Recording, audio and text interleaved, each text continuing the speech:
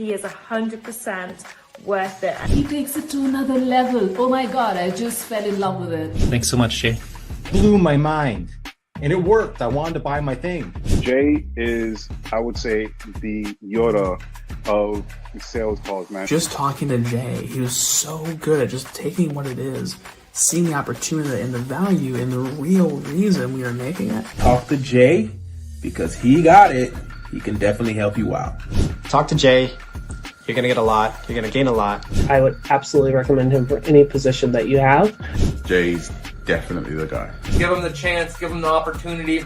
You won't regret it. He's good at what he does, so I highly recommend him, and I would book him before he is fully booked out.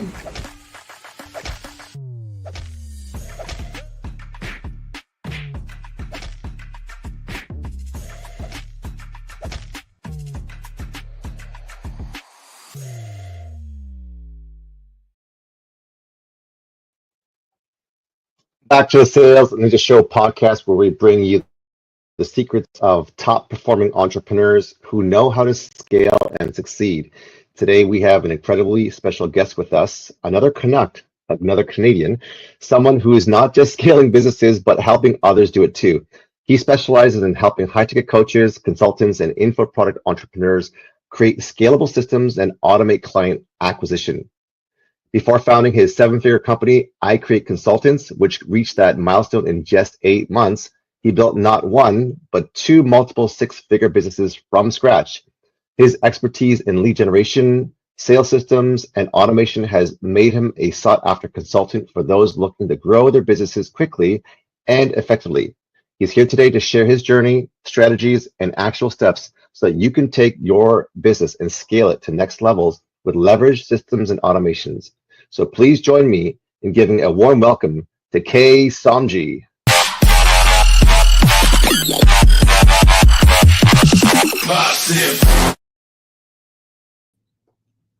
Jay, what is up, Kay? How you doing, brother? What's up, my man? How you doing? Love the intro, by the way, man. Looks really good. Hey. Thank you for bringing me out, and thank you for sharing me with your audience. Hoping it's going to be a banger.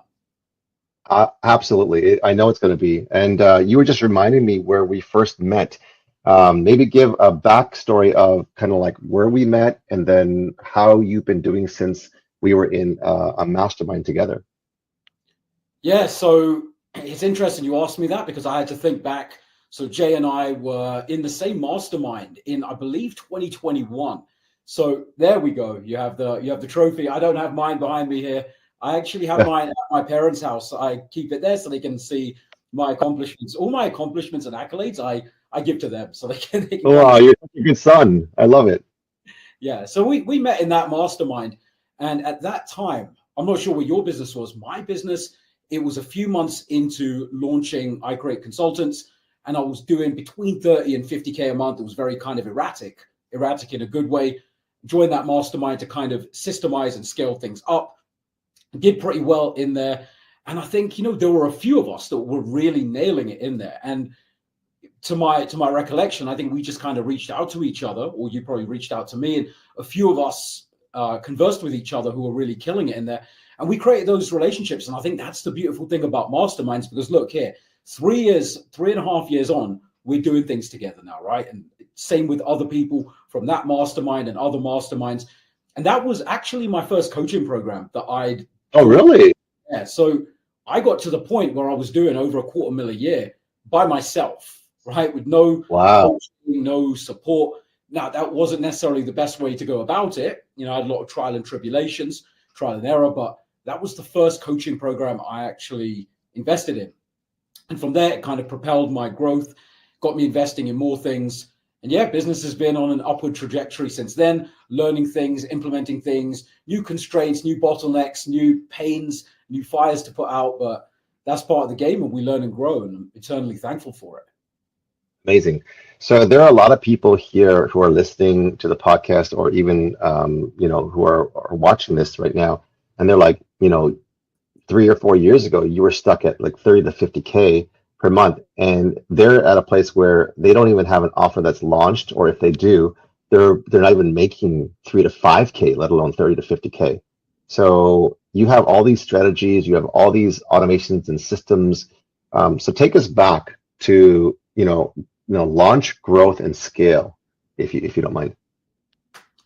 Yeah, so launch, I think that is one of the most essential things, because getting off the ground, you've probably heard people say it, getting to 10K a month is the hardest. From 10K to 100K is easier. It can sound kind of crazy, but it's very true. It's a different level of skills that you need to learn. It's a completely different skill set. Going from 0 to 10 or even 20K a month is really about nailing your offer, nailing your product market fit, making sure you have something that resonates with the market, something that people actually want, and then just a simple method to be able to sell it to them. Like selling a 5K offer 4 times a month. I mean, 1 client a week is not that difficult in the grand scheme of things. Then when you are going from that launch to kind of growth, then it becomes more about systems, frameworks, automation, and just repeating things. And then from there, obviously people will give numbers, that could be 50K a month, 70K a month, 100K a month. It's very arbitrary. But once you have that system continually working for you, then scale comes in. And what I define scale as is more hiring, delegating, managing, which is a completely different skill in itself. Like launching the offer, knowing what the market wants, testing it, putting in the reps, doing the sales, creating the content, that is one stage. Next stage is systemizing and refining. And then the final stage, if people want to go there, some people don't. Some people are happy, doing their 70, 80, 100K a month, which we're not gonna sneer at that, right? It's great bloody income.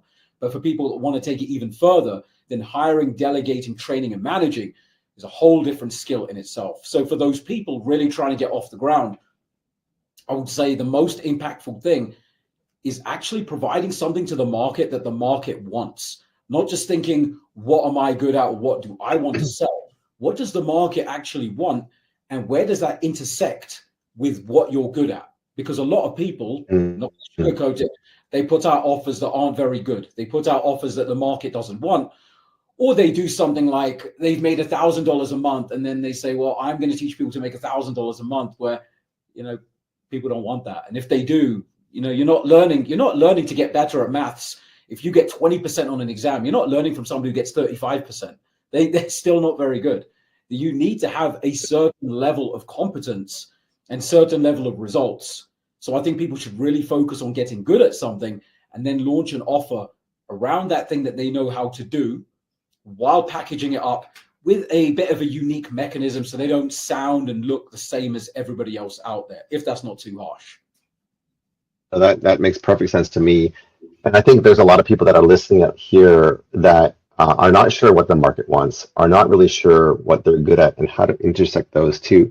What would you say to those people who are listening out there that want to leave their corporate 9-to-5 job, that they have a miserable boss, that they're not wanting to go into the workplace, and they really want to find a way to monetize an offer? Where do they start in terms of finding what the market wants and how it intersects with what they're good at? Yeah, that's a good point. And I think it's good that we start there, because especially when people want to leave a job, they can just be putting out endless content and getting nowhere with it. But those are the 2 key things. Find what the market wants, find what you can deliver, what you're good at, and find the intersections. To find what the market wants, that's where you're going to have to put on your entrepreneur hat. That's where we really see what you're made of. Go out and look in the market at what the market is telling you it wants. What is selling? What offers are other people putting out there that are doing well? What gaps are there in the market? You can do research in Facebook groups, on ChatGPT, on Reddit threads, and it can sound a bit painstaking, and it is. But guess what? 99% of people will not do this at the beginning. So you actually want to look at not just what the market tells you they want, but how they're voting with their dollars, how they're actually spending their money.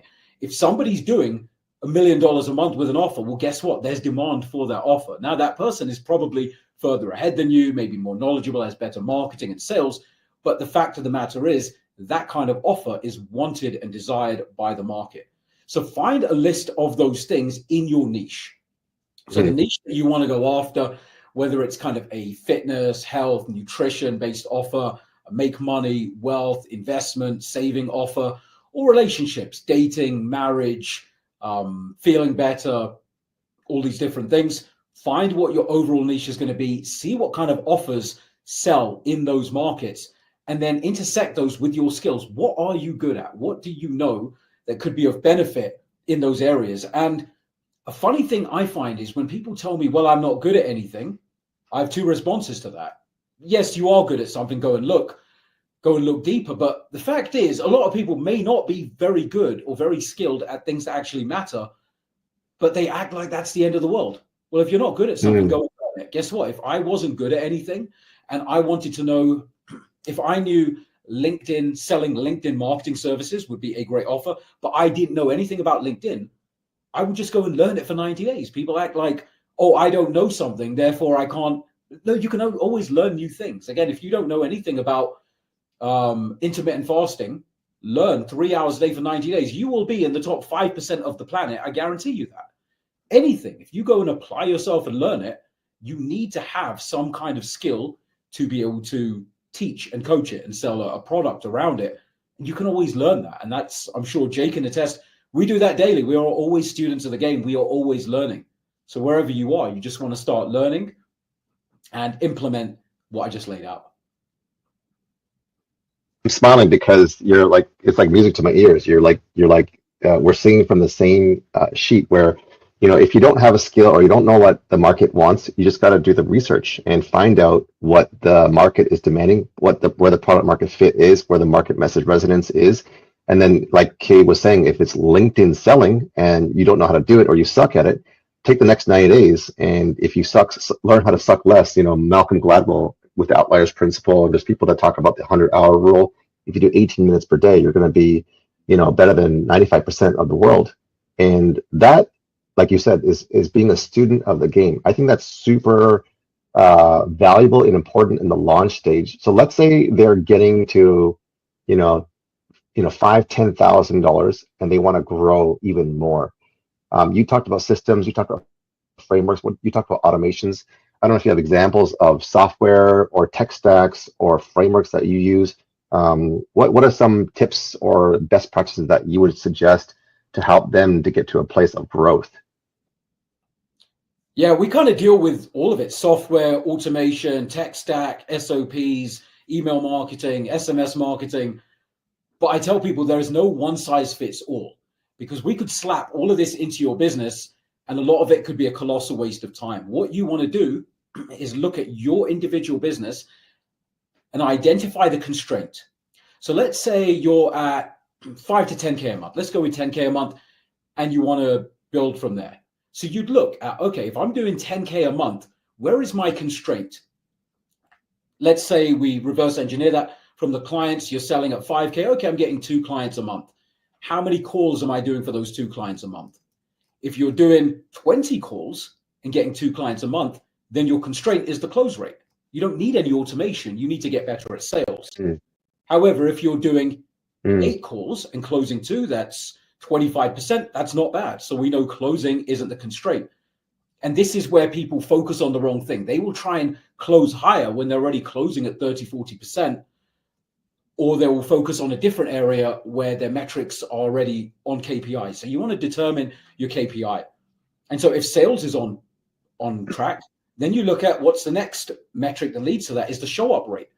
If you're closing well, but your show ups are only 50%, well, that becomes the constraint. Then we want to say, okay, from the time between them booking and the time that they show up, something is going on to make them not show up. So then you would see, what can I install? Can I install reminders? Can I install trust building assets? Can I install some emails that send some case studies? Can I handle objections before the call? If you find that objections are what leads to you losing the sale, then handle the objections up front. So what I want to share with you is identify your constraint, your bottleneck, and then fix that. And that could be anything from traffic to lead generation, to show up rate, to follow-ups after the call, to people showing up on the call while they're driving. You just find what the constraint, what the problem is, and you solve for it. And I mentioned that one humorously because in one of my other companies, we have a B2C offer and we have that problem where it's more 9-to-5 people not selling to business owners, and they show up like at work and driving and things like that. So we just made it very clear that, hey, if you show up under these circumstances, we will cancel the call right away. So you just look at what your problem is and solve that constraint. Love that. So you're just a master problem solver, and you just get better and better at that to find out what the bottleneck or the constraint is. You mentioned some key numbers, which I love. I'm a money math kind of a guy, and there's people who are listening here who are starting that don't understand what KPI metrics are and what kind of numbers. You talked about, if you close 2 out of 8 calls, that's a 25% close rate, which, some people would, they don't know what that is and what numbers justify. These are KPIs, like show up rates. If they're 50%, what should they be? So if you can kind of comment on some of the KPIs that would be, if you can hit this metric in your show up rates, your close rates, your cash collected rates, your booking rates, all those kinds of things, then people have a better idea of like, oh man, I'm way below where I need to be able to help grow and scale my business. Can you shed light on that? Yeah, and thank you for highlighting that, because sometimes we can talk about all these metrics and KPIs and just get into yeah that everybody understands, right? And so what I like to do with KPIs and metrics is see what your business is optimized for and see where you're comfortable with things. Because some people want to optimize for like a 50% cash collected, and some people say 30% is great. And it really has to align with your goals. So if you are doing, let's say, 1 call a day, and this is what I love about the high ticket space, 1 call a day, that's 30 calls a month. If you're doing 30 calls a month and you're closing at that 25% rate, that's 7.5 people, let's call it 7, and you're selling a 5K offer, that's for $35,000 a month, right? That's $420,000 a year. That is a good, significant income. So you could adjust your KPIs, you could adjust your rate, but understand you can't always go to 100%. Like, you're not going to get 100% close rate, and you give up things to get other things. Right. And so it really becomes, you want to see what your business is optimized for, because going past a certain close rate, you might see, okay, we could raise prices, but then you raise price and your close rate suffers, but your overall revenue and cash collected is higher. So it depends what you optimize for. So it is kind of hard to give just straight cut ranges, but I would say on average, kind of from what I've seen, industry standard, 25% close rate is pretty decent. A lot of people say, oh, that's bad. But if you're booking 4 calls a day and you're closing 1 a day at 5K and you make 150 grand a month, well, it's not so bad then, is it? So it really depends on the rest of your metrics. So 25% close rate, pretty decent. In terms of show up rate, especially with a lot of distrust in the market lately, I find in the B2B space, kind of 70 to 80% show up rate is where you want to be. In the B2C, you can see them go as low as 50%.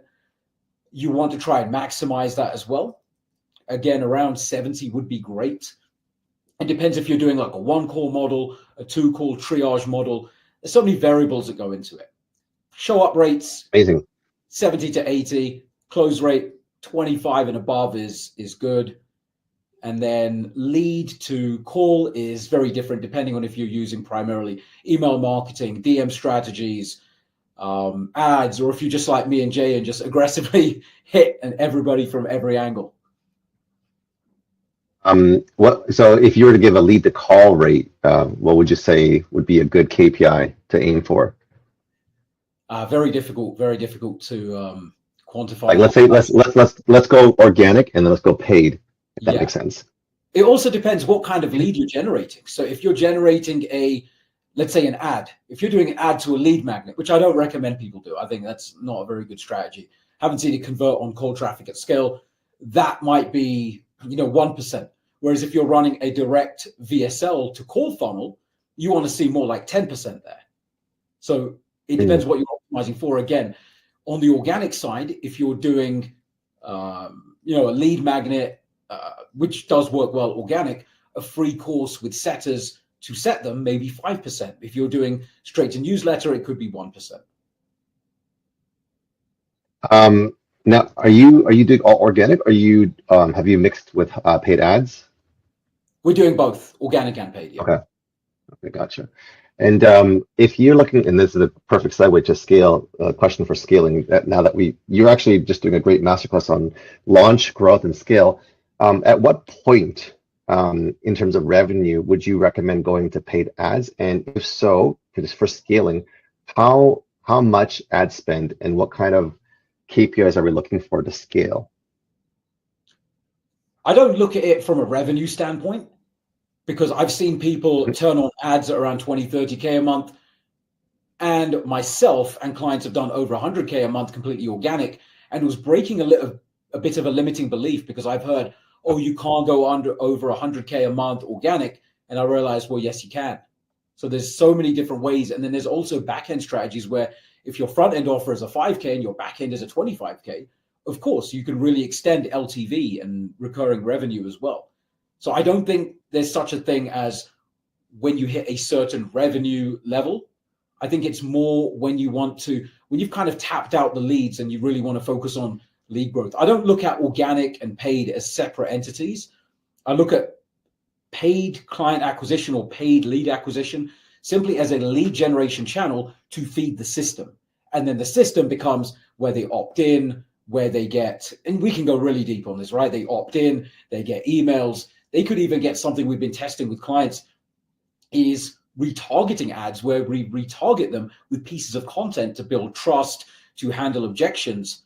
And that could be if somebody's already booked a call, we want them seeing all these things before the call. So I think I'm going on a bit of a tangent here, but in terms of revenue level, I think it's more when you start to cap out, when you want a new lead generation avenue coming in. And when you can predictably scale, your margins need to be good, because then you can have the phenomenon where you spend $1 to print $3 or print $4, but your metrics, your KPIs, your cash collected needs to be in the right zone to make that friendly and permissible for that to happen.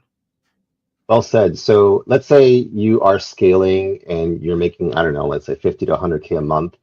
Talk to us about who you're hiring first, and whether it's a VA, whether it's a setter, whether it's a closer or closers, whether it's client success or other coaches.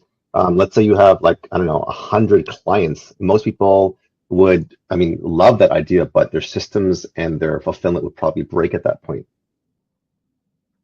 Absolutely. A lot of people want what they don't have the systems to support.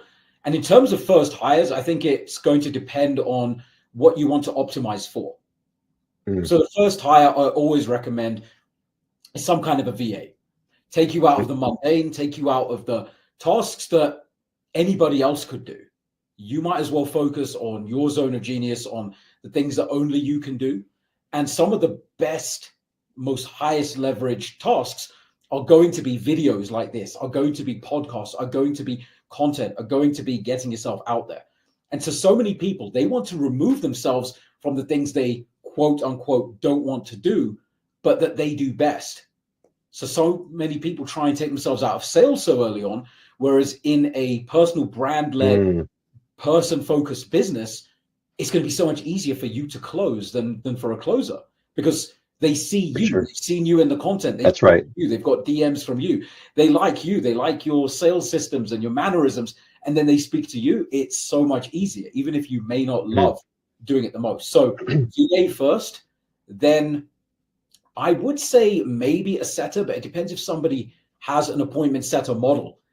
And this is the thing. Setters are absolutely fantastic, but then that comes with having to train, manage, and uphold the morale of that team. So is that something you want to do? Maybe not. For somebody else, it could be they send emails primarily, and then they may want to hire a copywriter. Or it could be if somebody's very heavy on content, which is a direction I'm going into, and I think it's very wise.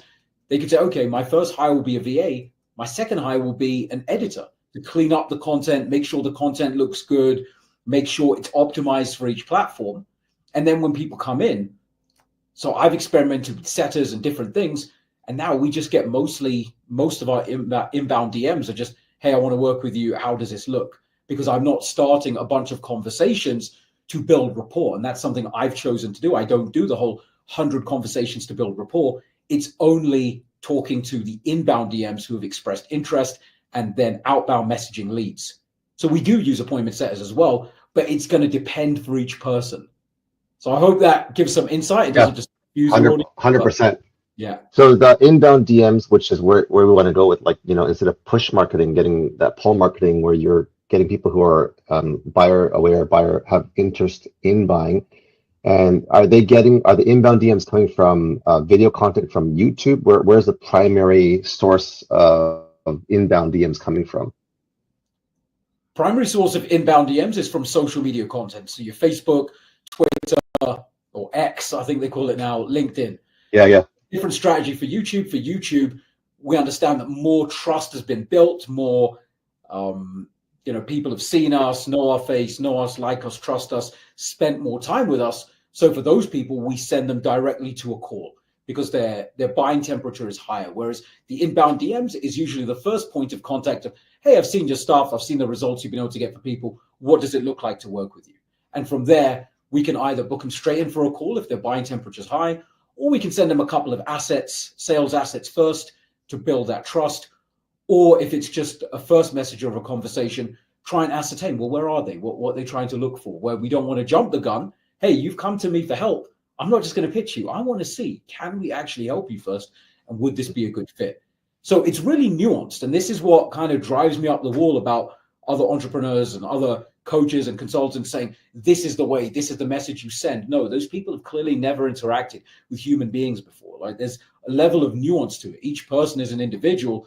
I got a nonsense message today saying, oh, we can help you scale your business. And I said, well, what level do you help businesses with? And they said, oh, we help businesses doing like 0 or doing 1 billion. I'm saying, oh, what kind of nonsense is Whoa. that? Yeah.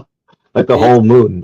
Yeah, exactly. Right. So you really want to be aware. And I think this is very good for transparency and good for client coach fit, is knowing who you can help and how you want to help them. If somebody's an advertising agency that relies on, Google pay-per-click ads, that's not somebody I'm going to be able to help at this stage now. And to backtrack on something you've mentioned, I don't want to leave that out of the last question as well, but you mentioned about client success and managing, maybe having a client success manager. Again, it depends. I think getting oneself out of fulfillment can be great, but also they are coming there to learn from you. So you want to be cognizant of that. You want to do that at the right time. For me, I still coach my clients. I could pull myself out of that, but I've decided to pull myself out of other areas and still maintain that frontline access there. At some point, I may diminish that, but for now, that's kind of how we're going. I know where my best strengths lie, and I optimize for those. Amazing. So I wonder if you can give some advice for people who are trying to generate content and they're getting crickets, but you're going from content to conversion through inbound DMs. What is either a growth hack or a tip on just creating better content that people would be like, hey, that was valuable, versus like, we run of the mill was like, that was AI, or that wasn't really valuable. I wouldn't share that, or I wouldn't really think that I can win from that. Yeah. First thing to look at is, what are you optimizing for? So my content doesn't get the most engagement, and that's by design. I'm optimizing for clients and cash flow. I'm not optimizing for thank yous and, oh my God, that was so helpful, and I'm going to share it with all my friends, or the worst, depending on how you look at it, that was so valuable, mate. I'm going to go and implement those, and I'll let you know how I get on. Thank you so much. Now, that doesn't do much for me. That doesn't generate lead. It doesn't generate a client. It doesn't generate cash flow. And even worse, what I find is, even though I've given them value, a lot of those people will go and try it on their own, realize it's not as simple as following a process from one post, and they'll just keep trying it for weeks or months and not getting anywhere and staying stuck.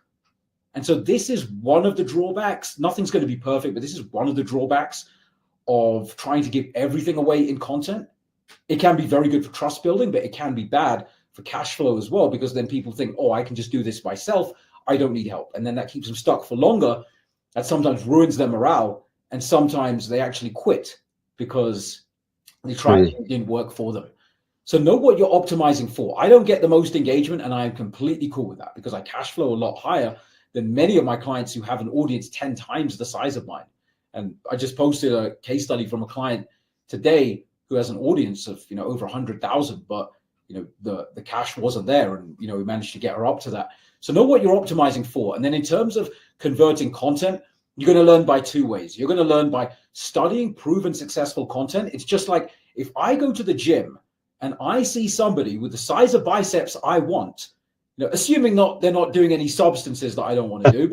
If I see, all things considered equal, their biceps are bigger than mine, and I see, they are doing this exercise, it might be wise for me to do the same exercise. If I see, they're eating this, it might be wise, don't you think, for me to go and eat something similar. So a lot of it is just observing what works. And to take that into our social media context, if I see people's videos doing well at 20 to 30 minutes, long form, maybe I might want to do that instead of 2 to 3 minutes. If I see people starting with a powerful hook, 7 to 10 seconds, it might be wise for me to do that instead of rambling for the first 2 to 3 minutes. If I see people doing better with a certain image, it might be wise for me to emulate that. So have a look at what's working and simply emulate it in your style. And then the second way is to simply put in the reps. You're not good because you haven't done it yet. You weren't good the first time you got on a bicycle. But guess what? Day number 100 on the bicycle, you're going to be good. Or you're at least going to be a lot better than you were. Day number 1 on video, you're going to be absolutely awful. I promise you that. Day number 10, you're going to be absolutely awful. Day 20, you're probably going to want to cry. But by day 100, you're going to be so much better. So putting in the reps in conjunction with analyzing what works, because putting in the bad reps doesn't help, but putting in good reps and getting better, and like we said earlier, being a student of the game is really going to help you propel yourself to get better. And then look at what works for you. If you say, when I talk about, I'll give you an example. One of my content pillars is I do a lot for my parents. I retired them, paid off their house. I send them on 4 luxury trips. Thank you. I send them on 4 luxury holidays a year. Pretty much one every. Wow. Yeah, pretty much one every quarter. I've sent them to Africa on safari. I've sent them to Mexico. I've sent them back to the UK for my mum to visit her sister. I'm sending them on a 10-day cruise in just about a month now. Anyway, I digress. One of the things for me is I notice those pieces of content do extremely well for me. They are outliers. So I double down on what works. What works for somebody else may not work for me. And when you track your metrics like a true entrepreneur, you see, this works for me. I'm going to inject this into more of my content. Or the same with when I share client results. I used to just share, this person got this result. Now I share, this person got this result. This is where he or she was before. Here's the problems he or she had. Here was the limiting beliefs he or she had. Here were the small wins they had. Here were the self-doubts that still crept in. Here's what we did to change things. And I noticed when I took people along this journey, it converted a lot better in terms of inbound leads. Worse in terms of engagement, but better in terms of inbound leads. So I track all this stuff and I look at what did we post? How many leads did it get? How many conversions did it get? How many engagements did it get? And same with emails and everything. You're always tracking and seeing what works. And this might sound a little bit crazy. You don't need to, you're going to build up to this when you're doing 5 to 10, 15K a month. I wasn't doing all this. But as you get further along, you realize small hinges swing big doors. And if I can make one change in an email or one change in a piece of copy that gets us 4 new clients a month at a 7K price point, it's an extra $28,000 a month. That's an extra over $300,000 a year from one small tweak. Then it becomes super important to really track the metrics. Wow, that was amazing. Maybe end up with this thought. You talked about scaling with SOPs, and I don't know if you guys use automation. I think you guys use automation with like reminders and stuff like that, but do you use AI tools or automation tools for lead gen, or is it all manual with yourself and or setters and paid ads? Yeah, so we haven't really implemented too much AI right now. I've been experimenting with things and learning and diving in. Most people are just using it for like ChatGPT style content. We do use AI in certain ways. So I'll use it right now. One of the big ways is taking a piece of content, training the AI and using it to extract. For example, one of the bots I have is where each email that I send out, and I send out an email every single day, it will take that email and it will turn it into 5, 6, 7, 8 good micro pieces of content for Twitter. and then we use the good ones, we reject the bad ones, and then those go out on automation around the clock. And then for those, we can kind of double down on some of those that perform well and turn those into longer pieces of content. In terms of the automations, we have several automations. I'm not a huge fan of 100% automating the business. And this is, again, something I just see online, people saying, create a fully automated business. Well, Apple isn't fully automated. When you go in there, there's employees there helping you person to person. Tesla isn't fully automated. The people selling the most expensive luxury properties in the world are person to person. It's not fully automated. So unless you know better than them, that personal touch does go a long way. But there are certain automations we use as well. So AI, we're trying to add a few things in, being very mindful of putting the right ones in. And in terms of automation, yeah, we will automate certain pieces of content. We will automate through softwares, but we'll also automate through team members. So I'll give a little bit of the inside source away. If one of my emails goes out and that email is turned into pieces of content for Twitter, that stuff might go out 5 to 7 days later. And if that email performs very well, better than our average, that email is then taken by a team member and posted on LinkedIn and Facebook and optimized for those profiles, optimized for those platforms. So that is still done by a human being, but it is still, I guess, automated on my end. And then the system and software automations, yeah, for email intro sequences, for reminders for calls. And what we also do, because I see most people just doing reminders for calls, reminder your call's coming up, reminder your call, and we get it, right? You sound like everybody else, but then we'll send out automated emails with, hey, here, just so you know, here's some of the people we helped who might be in a similar position to you. Send out the case studies. Some people come and ask us these objections. Here's some of the things that will be important for you to know before the call. So we're sending out trust building assets, nurture assets, assets that are going to make our time on the sales call easier, get us towards that 7 hours of content that Google says is, crucial to make that sale, build that trust with us, and just really make the sales call more like an enrollment call. Like they've had the trust built and the education. People often come to the call saying, people haven't educated us to the level that you have before bringing us on a call. And so I don't want the sales call. Again, I'm digressing, but I think it's important. I don't want the sales call to be an education call. I don't want to educate them on that sales call.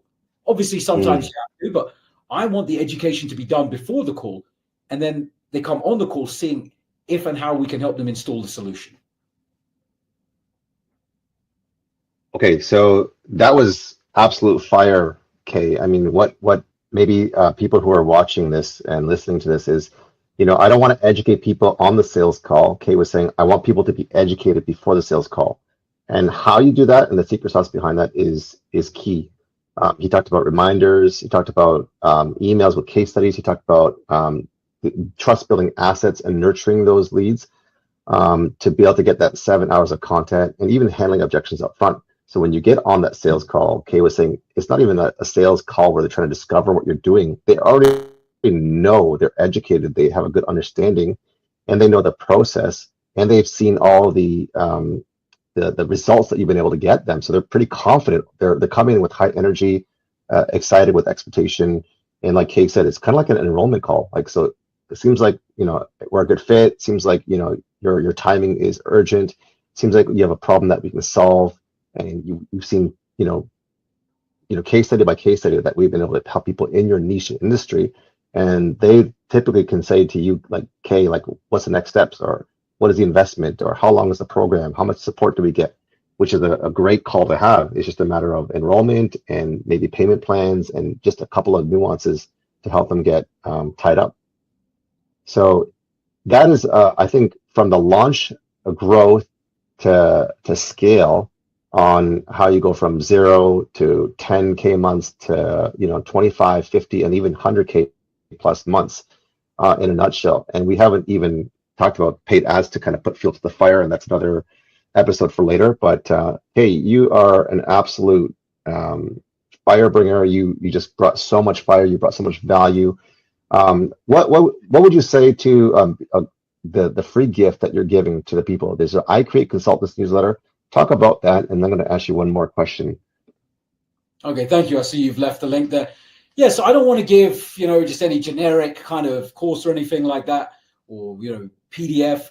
I would just send you to my newsletter. We have over 22,000 coaches and consultants, product creators just like you. Yeah, I've been growing this for a very long time, way before we even met. And so we have over 22,000 people reading these emails daily.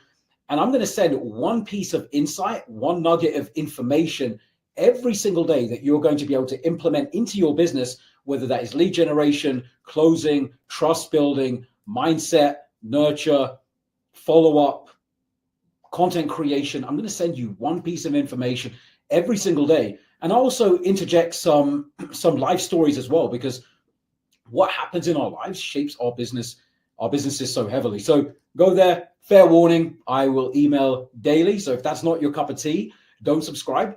But if you want to get that one piece of insight daily, go ahead and head there. Wow. I only know very few people that are doing 365 emails per day. And that's incredible, because I know that I've heard, and you can correct me if I'm wrong, that if you're doing email marketing properly, each connection or contact can equal $1 in an MRR. So if you have like 100,000 people on your email list, then that could be 100,000 for here. If you have 22,759, just from that email list alone, that could be $22,000 in MRR, not including your upsells, not including your high ticket, not including your low ticket stuff, which is incredible. So what is a last thought or word that you would give to someone who, has been trying to do this, has been trying to grow their brand, to try to grow their content, to try to grow their business, are kind of stuck in this hamster wheel of trying to launch, grow, and scale? What kind of words of inspiration or encouragement would you give someone, as we say in Canada, who is ready to hang up their skates, or who is ready to kind of fold their business? Because there's lots of people who are in that boat. Yeah, it is a tough position to be in, and I've been there myself as well. So I can definitely speak from experience. And I find that often comes from trying to do too many things. And think about what you want to optimize for in your specific stage of business. So Jay, as you mentioned, if they're ready to hang up the boots, as we say in the UK, or hang up the skates, if they're ready to do that, then it generally, not always, but generally is because of low revenue, low cash flow, not being able to sustain the business. And in that case, I would say just look at whatever stage, what you are optimizing for. So in that case, the two main things that I see never really fail to move things forward is to only focus on these two metrics to start, which is booking more sales calls, or however you sell, because some people don't sell through calls. I recommend selling through calls until you get better that you don't need to potentially, but sell through calls, focus on the KPI of booking more calls and then closing more calls. All of your actions should be directed towards booking calls and closing deals, because those are the only things that's putting money in your bank account today. Podcasts like this are fantastic, but they're probably not putting money in your bank account today. Ads, they're great, but they're probably not putting money in your bank account today if you're not at that level yet. Creating a fancy website, great, but not right now. It's not putting money in your bank account today. Getting that photo shoot, getting that brand, getting all these things, they are secondary. The primary things to focus on, booking calls and closing deals. That's it. Wow. Okay, there you guys have it. Booking calls and closing more sales, because that's the name of the game. And we got to really be singularly laser focused on those activities, because like Kay said, we get shiny object syndrome, we get enamored with AI tools and automation and think that we need these things that are really kind of fancy and ahead of where we're at in some of our stages of business. And so really get simple with your offer, get singularly focused. And I think one thing of many things that I learned from UK is that, what do you want to optimize for? I heard that I'm a musician, so I heard that motif or that thread or that theme of everything that you do, you have to be able to solve that problem of the constraint or the bottleneck that you have. And when you can set that specific goal of what you're trying to solve, then you can come to a place where you're going to be in the launch to growth and scale. So thank you, Kay, so much from the bottom of my heart for sharing your time and your wisdom. And for everyone else, you guys got a treat on scaling your business with leverage, systems, and automation with Kay Somji. So thank you guys for tuning in. And we're here to help you to sell more, to give more. Talk to you soon. Thanks, Kay. Take care, guys. Thank you.